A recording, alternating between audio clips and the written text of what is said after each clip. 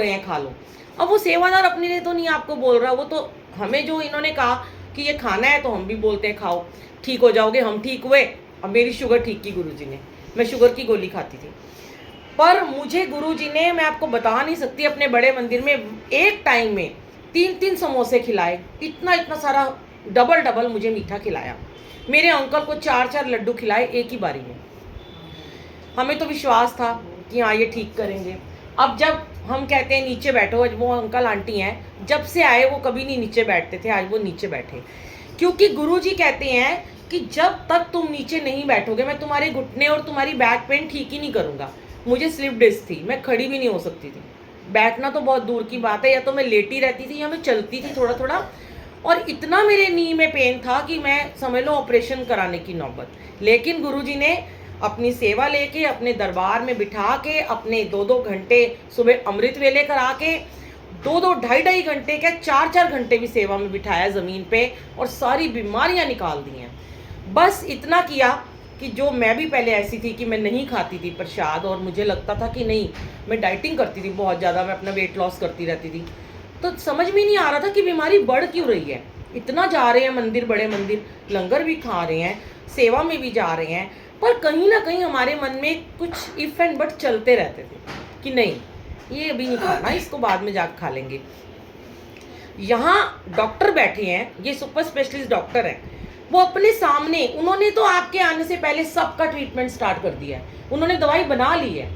हमें तो उन्हें बताने की भी जरूरत नहीं है हमें क्या कष्ट है, चाहे वो बीमारी है, चाहे वो घर की परेशानियां है, चाहे हमारे पे कर्जे हैं, चाहे हमारा काम नहीं चल रहा, चाहे हमारे बच्चों की शादी नहीं हो रही, कुछ भी हमारे पास परेशानी है, उसका हल है सत्संग, और सत्संग में आके डायरेक्ट कनेक्शन अपने मालिक से बनाना। बस इनको कुछ नहीं चाहिए आपसे, ये यही चाहते हैं। देखो आज ना गुरुजी ने ना हमारी सारी दुविधाओं को दूर कर दिया।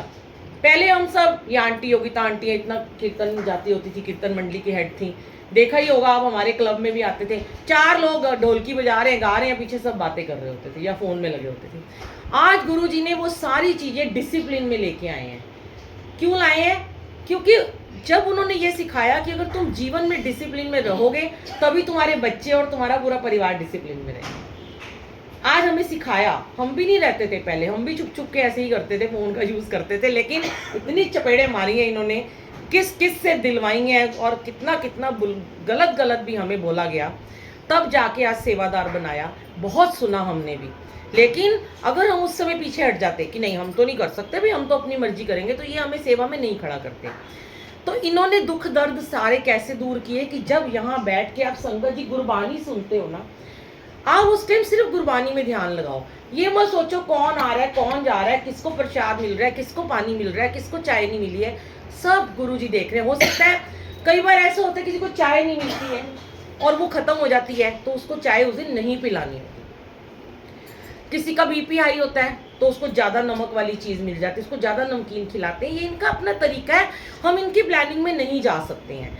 और जैसे ही ये देखते हैं कि आपकी लिव लग गई है, कहते हैं लिव अगर आपकी 2 मिनट के लिए भी लग गई ना, वो आपके अंदर प्रवेश कर रहे हैं, और उन्होंने आपको उस घड़ी ब्लेस कर दिया, तो समझ लो आप गुरुजी वाले हो गए।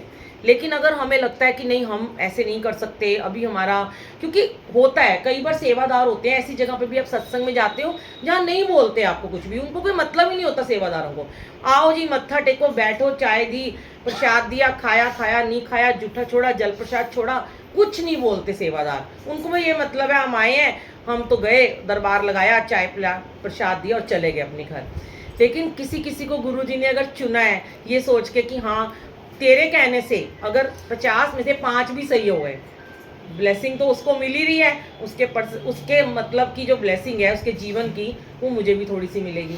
तो हम क्या स्वार्थी हैं कि हमें भी ब्लेसिंग ही चाहिए, हमें इनसे कुछ नहीं चाहिए। हम तो ये चाहते हैं हम जीते जी आपकी सेवा जब तक जिंदा है करते रहें, मरने के बाद भी करते रहें।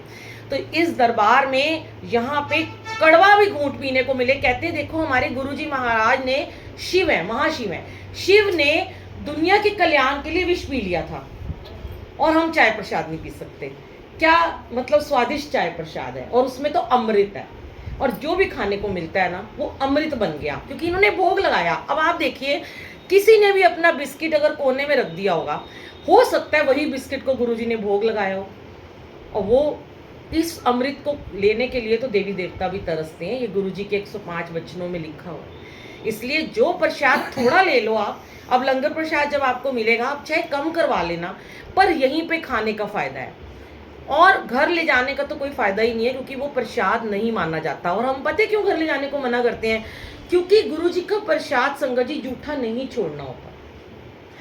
अब कई बार हम घर ले जाते हैं और हम मेड को दे देते हैं या बच्चों को देते हैं, वो जूठा छोड़ते हैं, वो कूड़े में जाता है, तो वो एक एक बूंद, हम क्यों कहते हैं चाय का एक घूंट भी आखिरी आपको पीना है, आपको जल प्रसाद की बूंद नहीं छोड़नी, क्योंकि वो भोग लग गया। भगवान का भोग हम जूठे बर्तनों में नहीं डाल सकते हैं। इसलिए हम कहते हैं कि ये दरबार और दरबारों से क्यों अलग है। यहाँ कोई कुछ चढ़ावा नहीं है, यहाँ कुछ लेना नहीं, लिया नहीं जा रहा, सिर्फ आपको दे रहे हैं। अब ऐसा कोई डॉक्टर मिलेगा जहाँ पे आपको ना लाइन में लगना पड़ रहा है, ना कहीं आपको कहीं बड़ी दूर जाना पड़ रहा है, और ना ही कहीं इंजेक्शन लगवाने पड़ रहे हैं। मुझे 2-2 इंजेक्शन लगते थे एक दिन में, और 3 भी लग जाते थे, कभी कभी नस में भी लगते थे। इतनी मेरे को प्रॉब्लम थी, इतनी बुरे तरीके से मैं बीमार रहती थी। आज मुझे कोई इंजेक्शन नहीं लगता। बस सिर्फ इनसे ये सीखा कि आपका प्रसाद सर माथे, जब आपको कोई भी प्रसाद मिलता है ऐसे लिया करो, ऐसे लिया करो, क्योंकि वो सचखंड का प्रसाद है संगत जी। उस सचखंड को नमस्कार है। बड़े भाग से आपको पता है इन्होंने कितनों को बुलाया होगा आज, और कितनों को मैंने मैसेज किया इस ग्रुप्स में, पर आया वही है जिसको गुरुजी ने आज बुलाया है, और जिसका इलाज करने के लिए बुलाया है। ये याद रखना, आज हम स्वस्थ हैं। छोटे छोटे बच्चे आते हैं, यंगस्टर आते हैं, वो सोचते हैं हमें कुछ नहीं हुआ, हम क्यों खाएं, हम तो डाइटिंग करते हैं। अगले दिन उनको पता चलता है उनको कोई बहुत बड़ी बीमारी निकल आती है। ऐसे कितने रोज के मैं देखती हूँ जो मुझे लोग फिर फोन करके बताते हैं। तो हमें उस बीमारी से खुद को बचाना है और हमें ब्लेसिंग लेनी है। तो मैं फिर आपको कह रही हूँ, ये दरबार और दरबारों से अलग है। वैसे तो गुरुजी ने ऐसा बना दिया है कि अब मैं किसी चौकी में जाऊं, किसी जगराते में जाऊं, इवन अपने घर में हम प्रसाद, लंगर, रोटी, पानी जूठा छोड़ते ही नहीं है, क्योंकि हमें पता चल गया ये नहीं छोड़ना। चाहे किसी भगवान ने भोग लगाया, ये नहीं गुरुजी ने, अगर सपोज करो माता रानी ने भोग लगाया है तो भी हम क्यों जूठा छोड़ें। आपने देखा जगराते होते हैं, बुफे लगे होते हैं, गुरुजी ने क्यों बुफे सिस्टम मना किया? क्योंकि बुफे में लोग अपनी मर्जी का लेते रहते हैं और आधा फेंकते रहते हैं। तो वो चीज़ें हमारी ठीक करी हैं गुरुजी महाराज ने। तो नमस्कार ऐसे गुरु को बल बल जाऊं आप मुकत मोहे तारे। उन्होंने खुद ही हमें मुक्ति दे दी और तार दिया। अब क्या चाहिए हमें? ऐसा गुरु, मुझे इतना प्यारा गुरु मिला, गुरु का सुंदर दरबार मिला। कोई थे मेरे अच्छे पिछले जन्म के कर्म, जो गुरुजी मुझे आपका प्यार मिला। हम बहुत भाग वाले हैं, आज हम गुरुजी के सानिध्य में बैठे हैं संगत जी। बहुत नसीब वाले समझो, शुक्राना किया करो अपने मालिक का। शुक्र शुक्र दात्या कि आपने हमें अपना बना लिया। और ये सारा संगत जो भी गुरु परिवार है, ये हमारे रिश्ते नातों से बहुत बढ़ के हैं। तो हम क्यों कहते हैं कि बार बार जब हम सत्संग